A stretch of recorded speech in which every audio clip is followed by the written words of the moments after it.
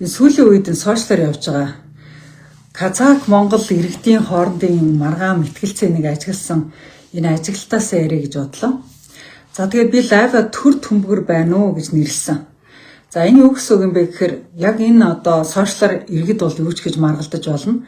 За энэ маргаанд оролцож байгаа төрийн түшээ, улсын хурлын гишүүд жоохон төр төмбөр ёс юмгар байна уу гэж би ингээ хэлэх гэсэн юм аа. За энэ юу гэсэн үг юм бэ гэхээр ер нь альва улсын төрийн хүн одоо олон нийтийн сүлжээгээрч байна уу, алтан бичиг захиагаарч байна уу, ямар нэгэн байдлаар өөр улстай холбоотой энэ гадаад харилцаатай холбоотой асуудлаар ярьж байгаа бол тэр нь их тийм төмбөр байх хэвээр. Одоо төмбөр гэдэг нь юу гэсэн үг вэ гэхээр дараа нь эсрэгээр ашиглагдахгүй байх хэвээр. Монгол улсын эсрэг, монголчуудын эсрэг, манай тусгаар тогтнолын эсрэг, аюулгүй байдлын эсрэг ашиглагдахгүйгээр байх хэвээр төр төмбөр гэж хэлж байгаа. Тэгэхээр зэрэг би одоо энэ улсын хурлын гишүүн Нараг бол хорц асуудал хүндэснийг нь бол улсын хурлын гишүүнийх нь хувьд бол энэ асуудлыг хүндөхөөр ингэж олж харж байгаа.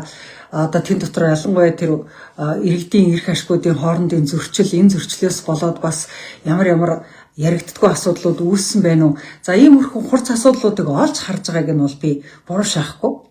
За харин тэрийг ярьж байгаа, илэрхийлж байгаа үг. За тэгээд тэрийг ингээд илэрхийлэхдээ ингээд бас бусдыг ингээд аймаглан, хомроглон буруутгах байгаа байдал энэ төр бол дараа нь бол Монгол улсын эсрэг, монголчуудын эсрэг, ер нь бол төрийн эсрэг буруугаар ашиглагдаж болзошгүй ийм байдлаар яваад байна. За тэгээд иргэдийн эмоц бол маш өндөр байна. Ялангуяа улсын хурлын гишүүн Нарагийн өөрийнх нь эмоц бол үнэхээр буухгүй өндөр байгаад байна. Тэгэхээр ийм их эмоцоор энэ асуудлыг ярьдаг зүйл биш ээ. Үндэстэн ястан соёлын ялгаа гэдэг бол хүн төрөлхтөн үүсэх цагаас эхлээл байсан. Хүн төрөлхтөн үүсэх цагаас эхлээд байсан. Энэ зөрчил байдаггүй улс орн гэж угаасаа байдаггүй. Дэлхий дээр ер нь дотроо үндэстэн ясны асуудалгүй улс орныг олоод ир гэвэл нэг ч улс орн олдохгүй. Магадгүй 300 мянган хүнтэйгээр Исланд байж магадгүй. Гэхдээ Исландд ч гэсэн энэ асуудал бас нэг 100 мянган хүн дотор байж л байгаа.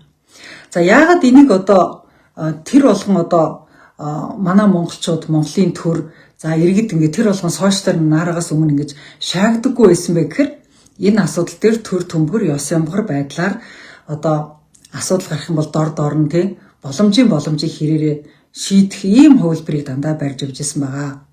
За тэгэхээр хүмүүс нэг иргэд маань Монгол улсын иргэд дотроо үндэстэн яснараа хуваагдах тэрийгээ одоо нэгнийгээ одоо зайл майл гэж хөөх гэдэг бол ерөөсөй байж болохгүй зүйл.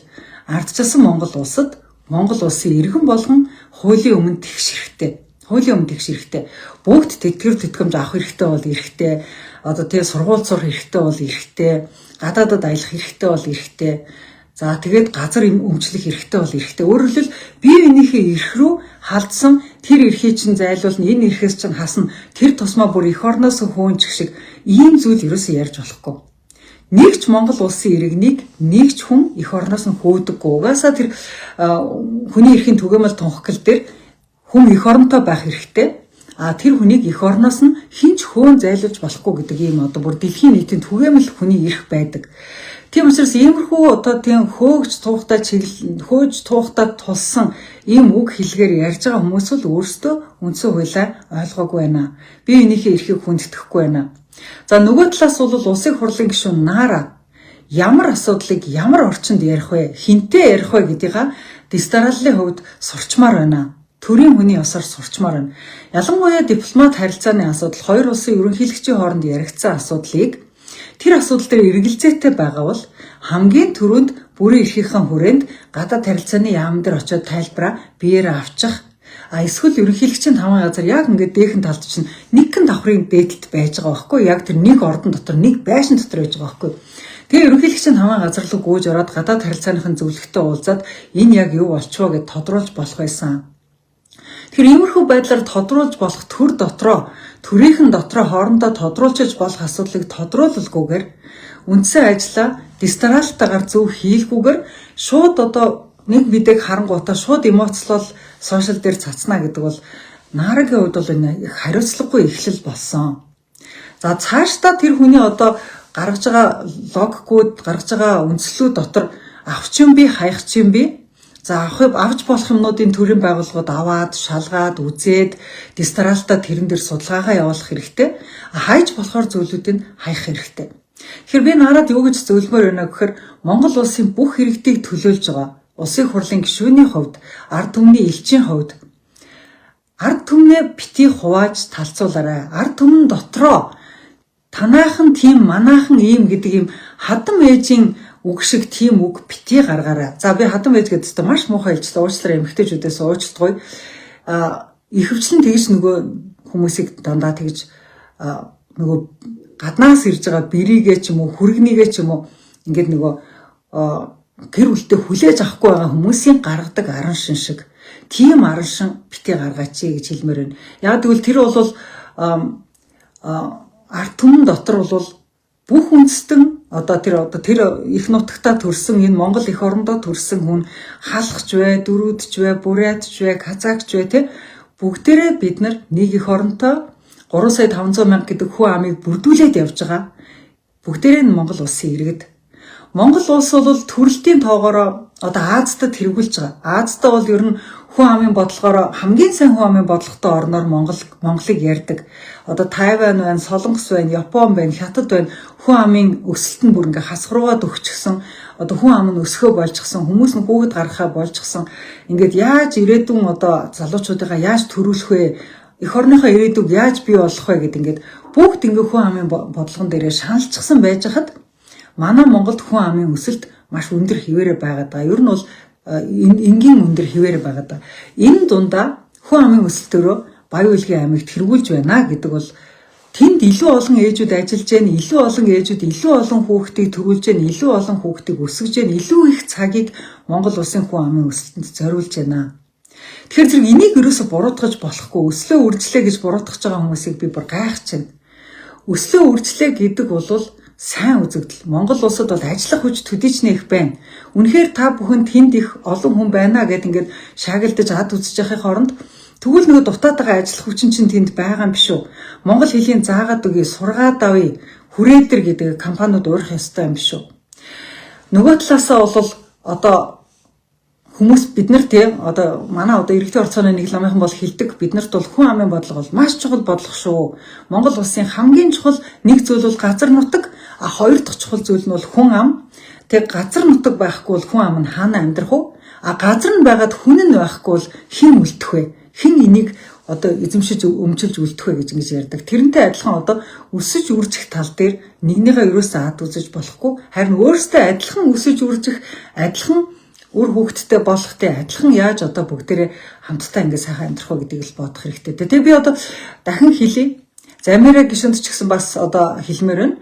Нэг намын хоёлаа нэг намаас гаралтай хоёр эмэгтэй гишүүн, хоёр өөр тийшээгээ хоёр өөр юм яриад ингэ сууж байхын оронд иргэний зориг ногоо намын хоёр эмэгтэй гишүүн нэг зүйл дээр хоёлаа нийлж суужгаад нэг сайхан хэвлэлийн бахурал хийчихээ. Ингэж төр төмбөр ёс ямбар гэдгийг нэг харуулцгаа. Тэгэхгүй бол та хоёрын хоёр тийшээгээ харсан хоёр ярианаас болоод сошиал дээр хүмүүс зүгээр л хоёр хуваагдчихжээ шүү дээ. Тэг ингэж болохгүй. Нэг төрийн, нэг эх оронтой, нэг намын, нэг жагсаалтанд багтсан хоёр эмэгтэй нийлж суужгаад энэ мэдээллүүдээ хиймээр байна. Тэгээд та бүхэн юм дипломат асуудал дээр ялангуяа тэр хоёр улсын хоорондын яригдсан дипломат асуудлууд дээр төр төмгөр ёс ямхар гэдэг уламжлалт ёсоод агчаач.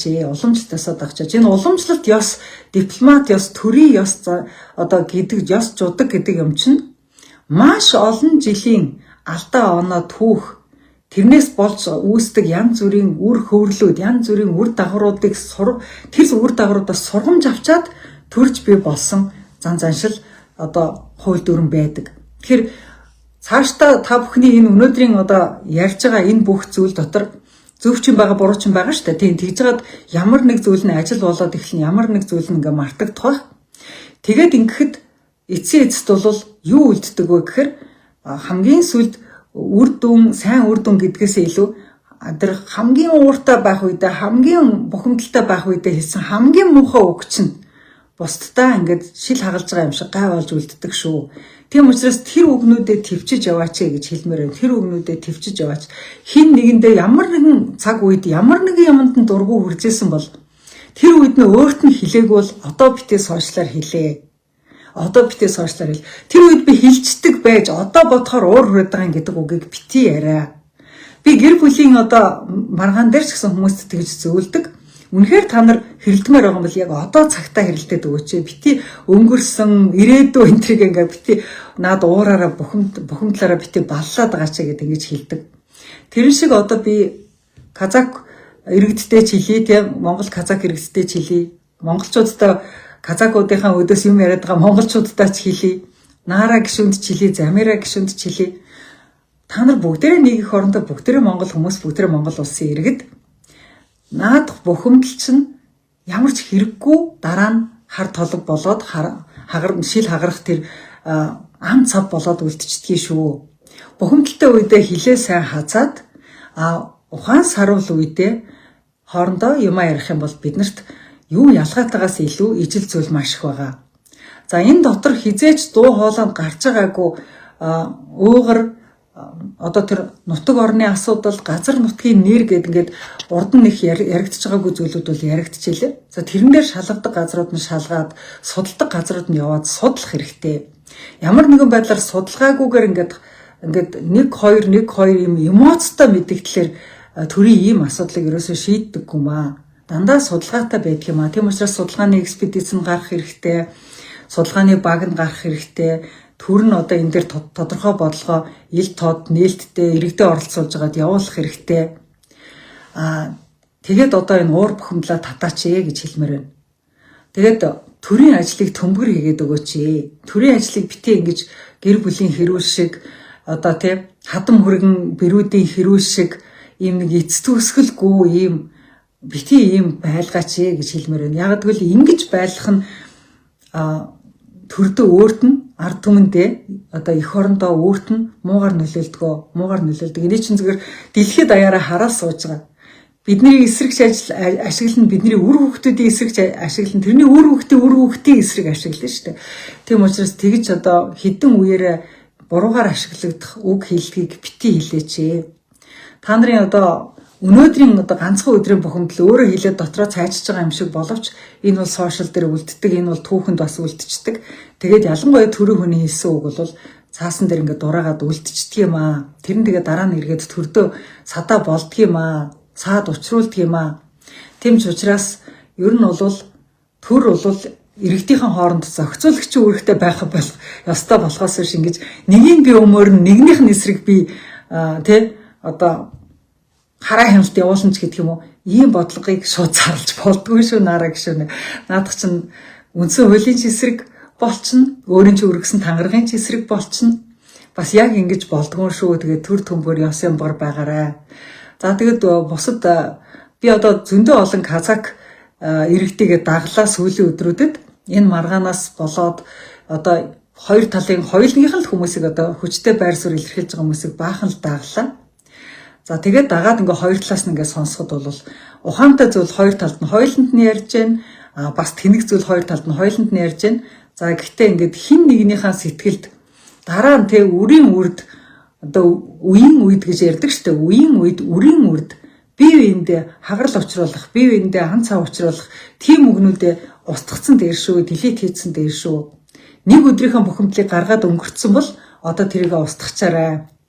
Тэгээ сайхан эвтэй найртай ухаантай байгаарай. За энэ дотор харин төр төмгөр гэдэг дотор хамруулаад хэлэх нэг зүйл байхад тэр бол яг Монгол хэлээ мэдхгүй хүмүүс Монголын төрд ажиллаад байна гэдэг шүүмжлэг бол хүмүүс нэлээд явуулж илээ. Тэгээд тэр Монгол хэл мэдхгүй байгаа иргэдийн төлөөлөгч нартаа ярьслах хийсэн сэтгүүлчдийн ярьслага бол их гарч илээ.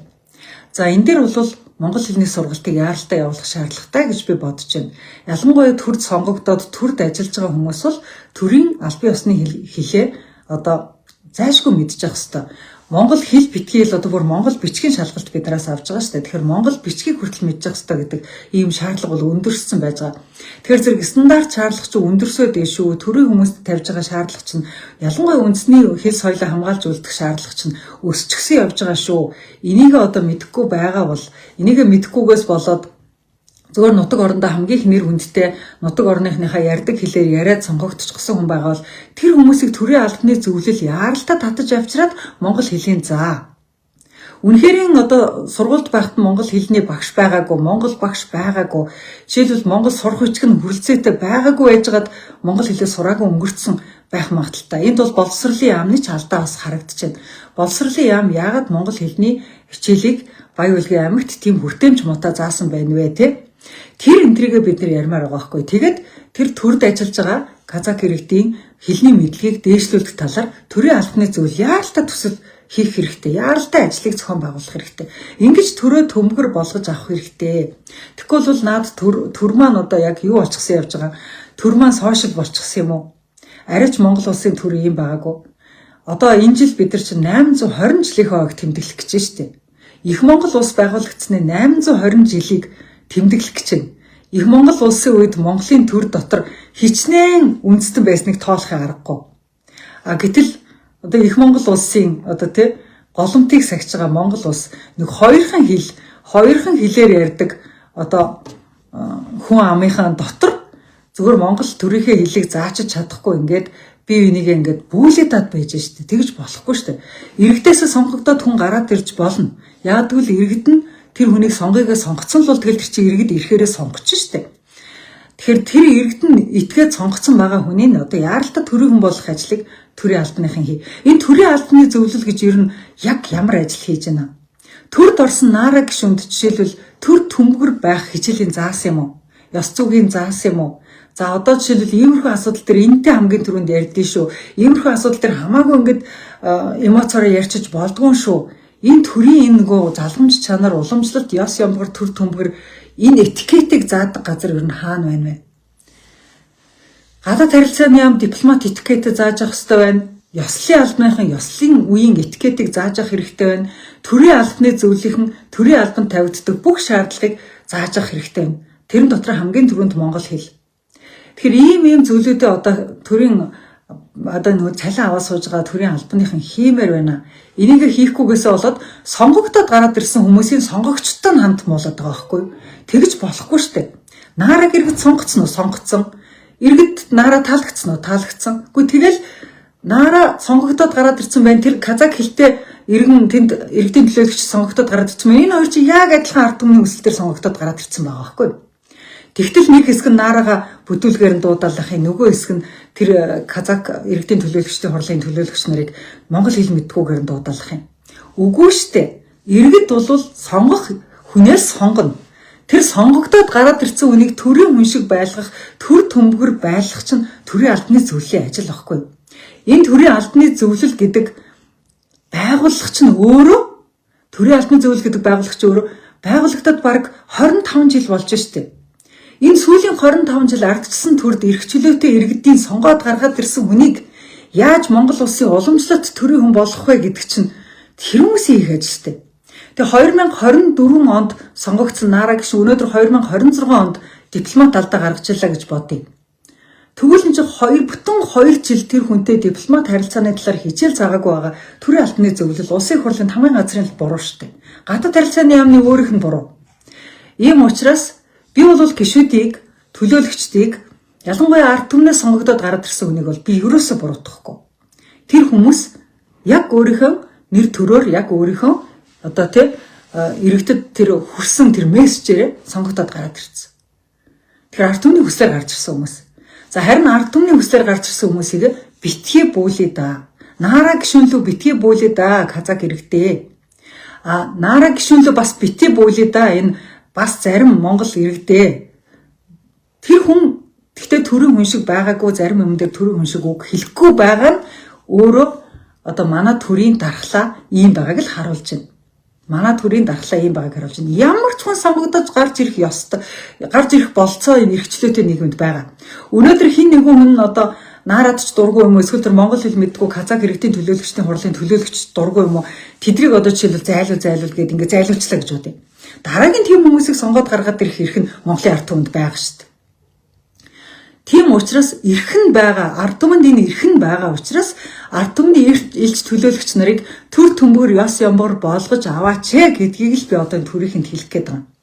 Төр төмгөр ёс ямбар байдлаар энэ асуудлыг тавих юм бол наара гишүүний тавьж байгаа асуудлууд дотор авах, судлах, үргэлжлүүлэх, төрөөс цаашгаа анхааралтай авах асуудал зөндөө байна.